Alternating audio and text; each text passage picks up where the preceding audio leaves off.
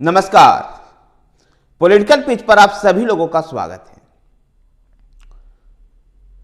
मध्य प्रदेश में भारतीय जनता पार्टी के साथ राम लहर और मोदी का चेहरा है, जबकि कांग्रेस के पास कांग्रेस बिना नेता के और बिना मुद्दे के है। ऐसे में मध्य प्रदेश में कांग्रेस किस प्रकार से भारतीय जनता पार्टी का मुकाबला कर सकेगी, तो दूसरी तरफ भारतीय जनता पार्टी को ऐसी उम्मीद है कि आगामी लोकसभा चुनाव में भारतीय जनता पार्टी वोट प्रतिशत का रिकॉर्ड तोड़ सकती है मध्य प्रदेश में। ऐसा इसलिए कहा जा रहा है कि 22 जनवरी 2024 को अयोध्या में भगवान श्री राम के प्राण प्रतिष्ठा के बाद जिस प्रकार से देश में और मध्य प्रदेश में राम लहर जो दिखाई दे रही है, जो राममय माहौल बना है, उस माहौल में भारतीय जनता पार्टी वोट प्रतिशत का रिकॉर्ड तोड़ सकती है। तो दूसरी तरफ भारतीय जनता पार्टी का प्रधानमंत्री नरेंद्र मोदी का चेहरा है, जबकि विपक्ष में किसी भी प्रकार का इस प्रकार का आकर्षण की एक कमी है।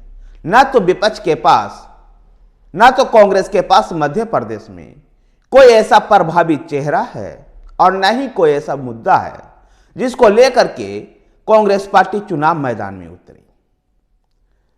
2018 के मध्य प्रदेश विधानसभा के चुनाव में भारतीय जनता पार्टी को कड़ी टक्कर देते हुए कांग्रेस पार्टी चुनाव जीतने में सफल रही थी। जब पार्टी बहुमत में आई थी और कमलनाथ मुख्यमंत्री बने थे, लेकिन उसके कुछ ही समय बाद हुए लोकसभा के चुनाव में भारतीय जनता पार्टी को लगभग 58% वोट मिला और कांग्रेस को 34% वोट मिला और मात्र एक सीट छिंदवाड़ा की सीट से कांग्रेस पार्टी को संतोष करना पड़ा। छिंदवाड़ा में कमलनाथ के बेटे नकुलनाथ चुनाव जीतने में सफल हुए। बाकी 28 लोकसभा क्षेत्रों में भारतीय जनता पार्टी चुनाव जीती, लेकिन 2023 के विधानसभा चुनाव में भारतीय जनता पार्टी ने फिर से एक बार जीत हासिल की और कांग्रेस अपने न्यूनतम सीटों की संख्या में 66 पर पहुंच गई।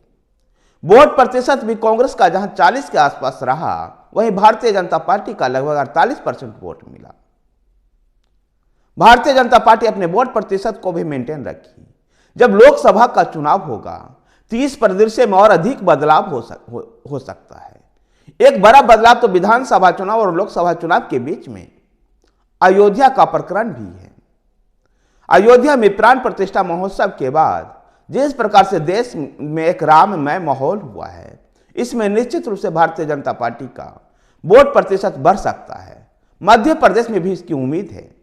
तो दूसरी तरफ प्रधानमंत्री नरेंद्र मोदी का लोकप्रिय चेहरा, एक और फैक्टर जो भारतीय जनता पार्टी के लिए काम कर रहा है, वो नवगठित डॉक्टर मोहन यादव की सरकार, जहां पूर्ववर्ती शिवराज सिंह सरकार चौहान में मुख्यमंत्री शिवराज सिंह चौहान को लेकर के भी जनता के बीच में एक सकारात्मक छवि थी, उसी प्रकार की छवि लगभग 1.5-2 महीने के काम में मोहन यादव की भी बन चुकी है।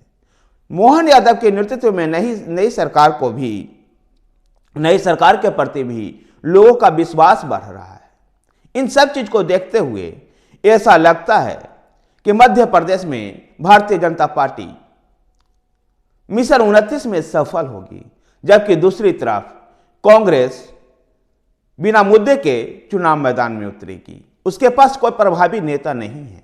यानी मध्य प्रदेश कांग्रेस अपने दिग्गज नेताओं को चुनाव मैदान में उतारने की तैयारी कर रखी है, जिनमें से प्रमुख रूप से दिग्विजय सिंह, कमलनाथ, कांतिलाल भूरिया, केपी सिंह जैसे लोगों को चुनाव मैदान में उतारा जा सकता है। लेकिन इन वरिष्ठ नेताओं को भी चुनाव मैदान में उतारने से कोई खास सफलता मिलते हुए कांग्रेस को नहीं दिखाई दे रही है। भारतीय जनता पार्टी की इस बार नजर छिंदवाड़ा लोकसभा सीट पर भी है। छिंदवाड़ा लोकसभा सीट से कमलनाथ के गढ़ को ध्वस्त करना चाहती है भारतीय जनता पार्टी, और भारतीय जनता पार्टी कमलनाथ के गढ़ में विशेष तैयारी के साथ लोकसभा चुनाव 2024 में उतरेगी। और भारतीय जनता पार्टी मिशन 29 को मध्य प्रदेश में पूरा करना चाहती है। देखना दिलचस्प होगा कि अब भारतीय जनता पार्टी इस काम में सफल होती है या नहीं। जब भारतीय जनता पार्टी के साथ राममय माहौल में, राम की लहर में मोदी का लोकप्रिय चेहरा और डॉक्टर मोहन यादव के सरकार के प्रति मध्य प्रदेश जनता की बढ़ता हुआ विश्वास है, जबकि कांग्रेस हताशा में है, कांग्रेस के पास नेताओं का अभाव है और ना ही मुद्दा है। ऐसे में भारतीय जनता पार्टी मिशन 29 पूरा कर पाती है या नहीं, यह आगामी लोकसभा चुनाव 2024 तय कर पाएगा।